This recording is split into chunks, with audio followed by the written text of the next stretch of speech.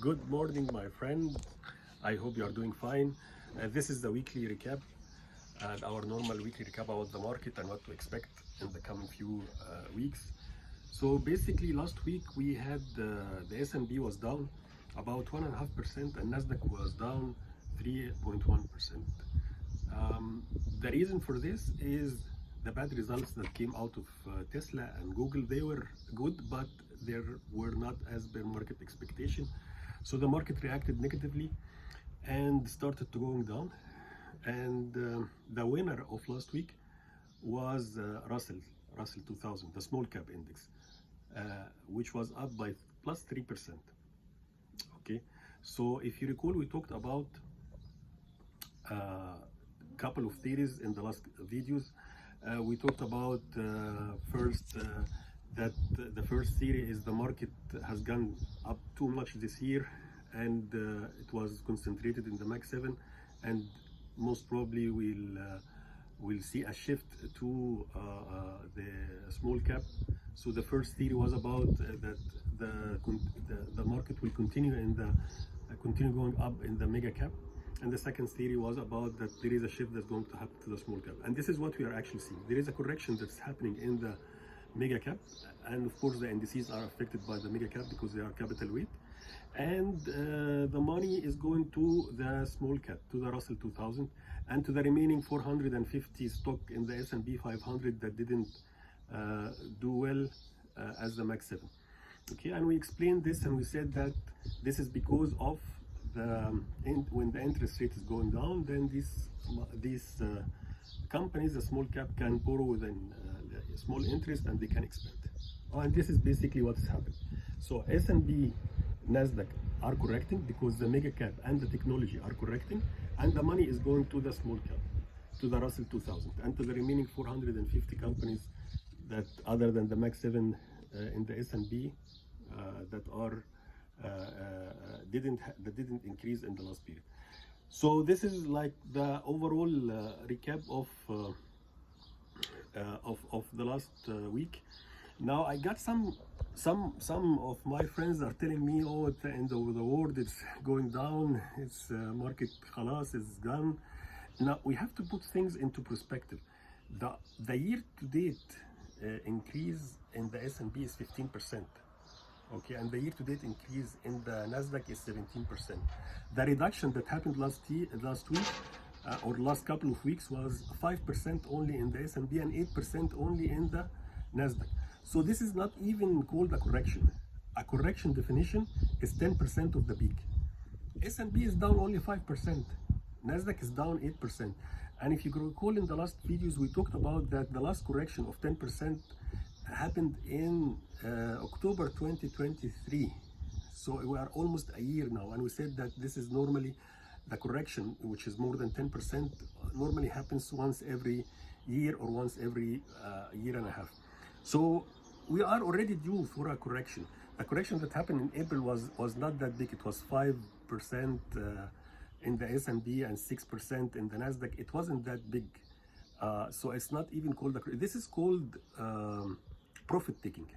So many people has done several like gains in several stocks or measure gains in several stocks. So they are turning their book profit to realized profit, and they are shifting towards other areas which didn't increase that much, like the small cap. So just let's put the things in perspective. Profit taking of 5% happened like 2-3 times a year. So it's normal. Last time it happened in April. And now we're having another one. So this is normal. Now, will this continue to be a correction? Like more than will we see more than 10% correction in the S&P and Nasdaq? We don't know. No one would know. Okay, we might see a continuation next week of the mega cap going down, and it might rebound and going up. The most important thing is that as long as we have a correction now, we don't need to take the risk. As a trader, you don't need to take the risk. Okay, maybe if you are an investor, you want to stay in, that's fine. But as a trader, you don't need to. So I'm out of the mega cap and technology like more than 2-3 weeks back when the correction started to happen. Okay, I don't need to take the risk.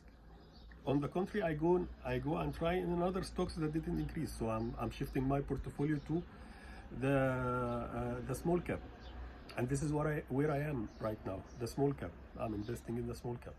Okay, so let's put things into perspective. It's not even called a correction. It's just profit taking, and you don't have to take it. You don't have to take the losses.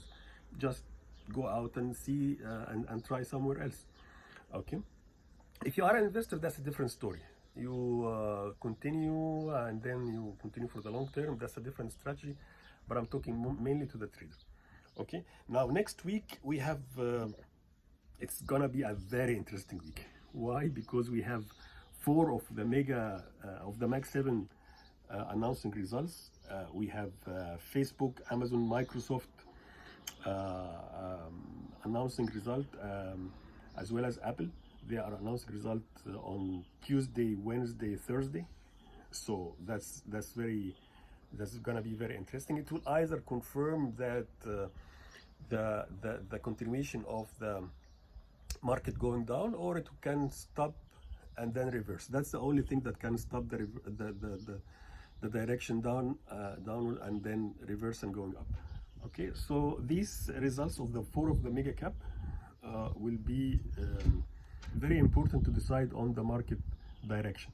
The second thing that we have is on 30 and 31st we have the Fed meeting, and they are most probably they are going to announce that there is no cuts in July, that we know, and there is probably they will say the market is expecting 2 to 3 cuts this year, September, November, and December.